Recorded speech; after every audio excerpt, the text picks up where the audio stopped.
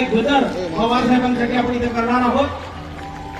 जोरदार टाळ्यांनी आपण पवार साहेबांचं स्वागत करतोय.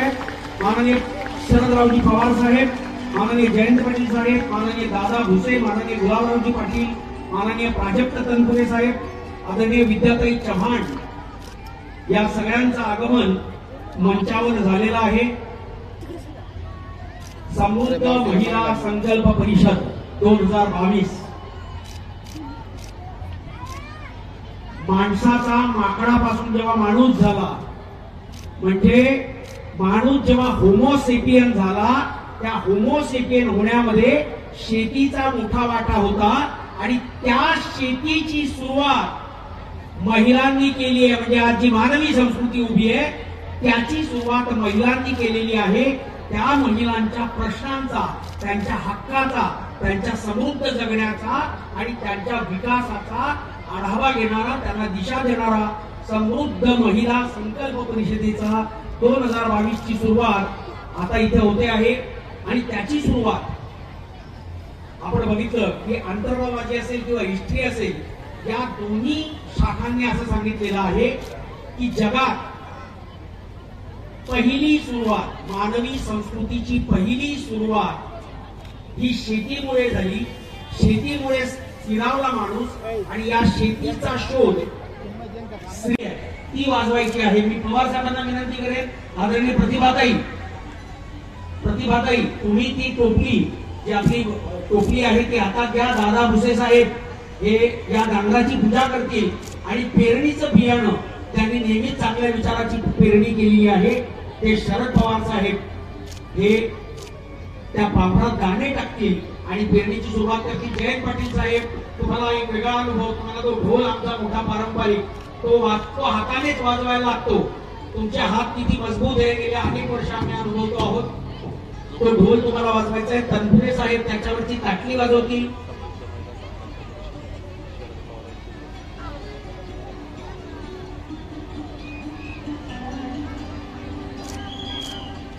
आदरणीय पवार साहेब बियाणं पेरून महिलांच्या विकासाचा, शाश्वत विकासाचा एक मार्ग इथे आखता आहेत.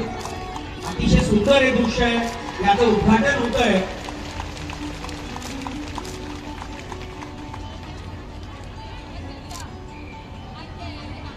एक मोमेंटो आणि आमचे भालचंद्र पाटील यांनी जे एक चित्र काढले पवार साहेबांचं, ते चित्र असं देऊन आपण पवार साहेबांचं स्वागत करणार आहोत. जोरदार टाळ्या.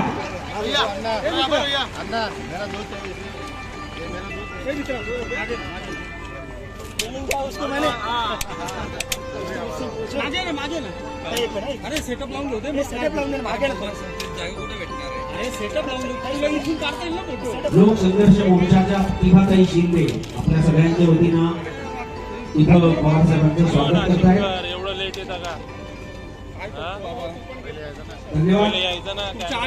मित्र थोडं मागे ऐक नाही. अरे भाऊ तुझे फोटो चालू नाही.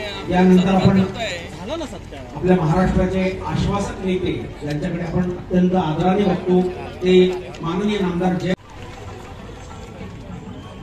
प्रदीप पवार काँग्रेसचे, ते पण इथे आलेले आहेत. त्यांचंही स्वागत करतो. आमच्या रोहिणीताई खडसे मंचावर आहेत, त्यांचंही स्वागत करतो. आणि यानंतर वैयक्तिक महिला शेतकरी शेती विकास आराखडा या पुस्तिकेचं प्रकाशन आपण इथे करणार आहोत. मी विनंती करतो की आपल्या पुस्तिका आणाव्या आणि पुस्तिकेचं प्रकाशन आपण इथे करणार आहोत. 9 कोटी रुपये डेली प्रोजेक्ट वाल्यांना परत करणारे आणि आता आपल्या जिल्ह्यामधल्या हंड्या कुंड्यापासून तर वेगवेगळे प्रोजेक्ट सुरू करण्याचं स्वप्न बघणारे आपल्या सोबत खांद्याला खांदा लावून उभे राहिलेले राष्ट्रवादीचे महाराष्ट्राचे या विभाजकांमध्ये जे पुरुष दिसत आहेत, कृपया त्यांनी त्यांची जागा व्यवस्थित जागा निवडून त्या ठिकाणी जाऊन बसावं. कृपया मध्ये गोंधळ दिसता कामा नये.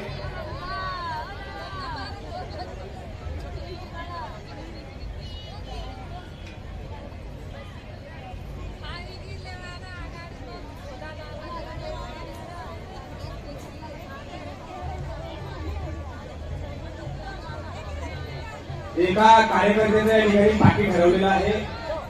भिलाला प्रताप पावरा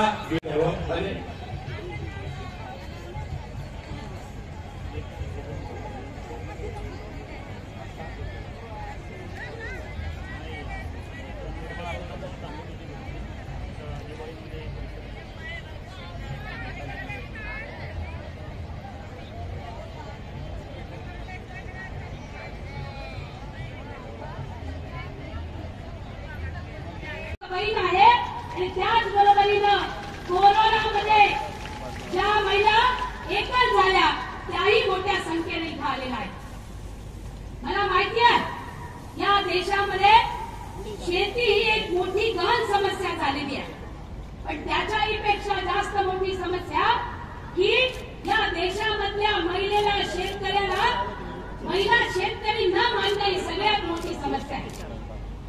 एका सत्तू व्यक्तीने सांगितलं होतं कि अगर महिलाओं के कष्ट का हिसाब लिया जाएगा तो दुनिया की सबसे बड़ी चोरी पकड़ी जाएगी, क्योंकि इस देश में कभी भी महिलाओं के कष्ट का हिसाब नहीं लिया गया।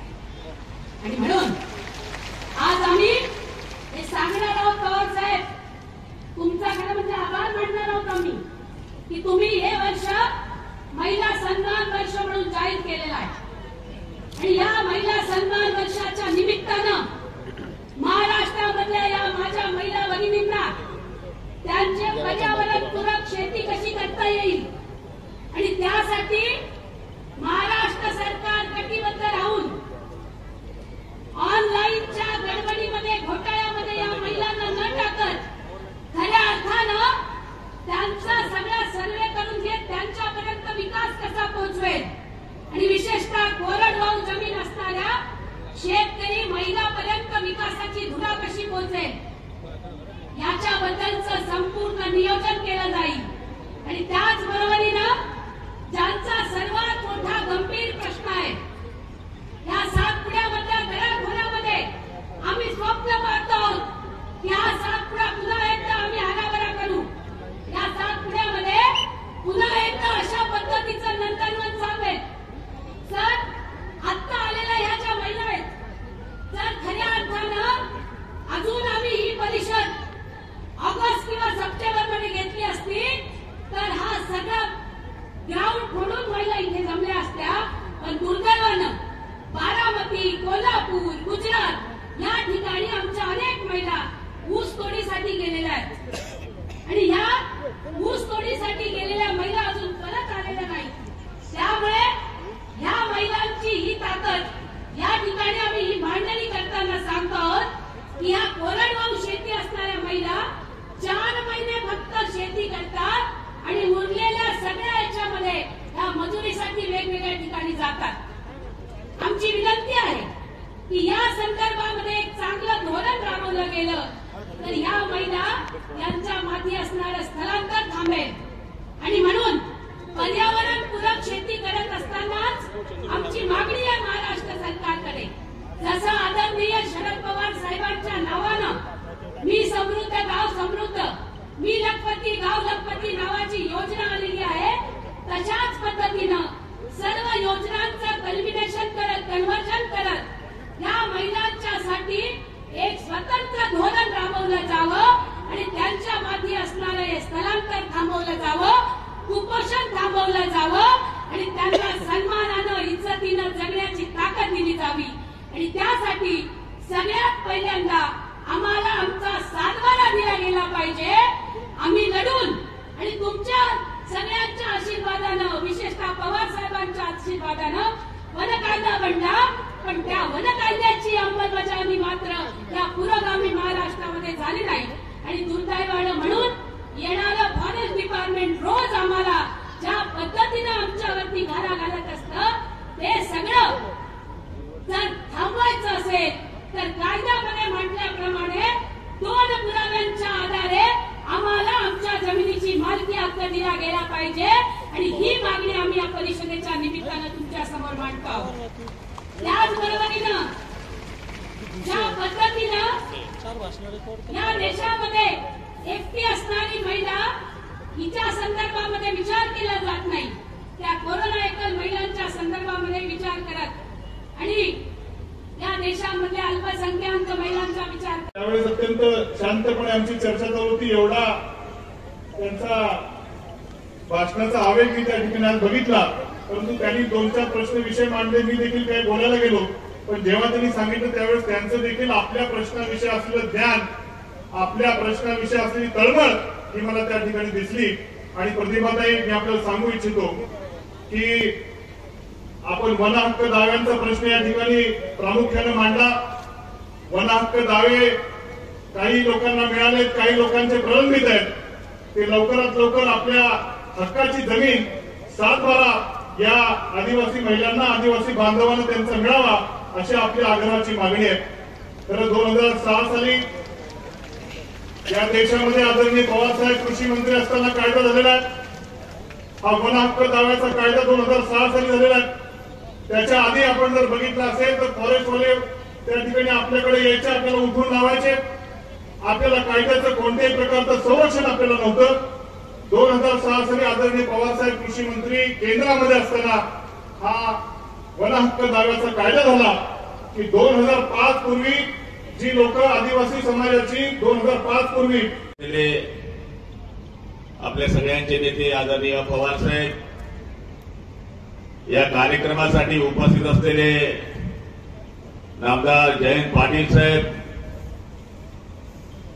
आदरणीय नामदार दादाजी भुसे साहेब,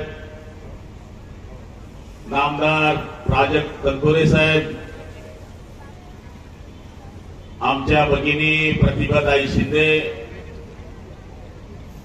व्यासपीठावर बरेच पाहुणे मंडळी उपस्थित असल्यामुळं सगळ्यांचे नाव घेण्याची इच्छा आहे. पण आदरणीय पवार साहेबांचं मार्गदर्शन ऐकल्यामुळे सगळ्या व्यासपीठाची माफी मागून सन्माननीय व्यासपीठ, समोर बसलेल्या सगळ्या माझ्या बहादर आदिवासी बांधवांनो,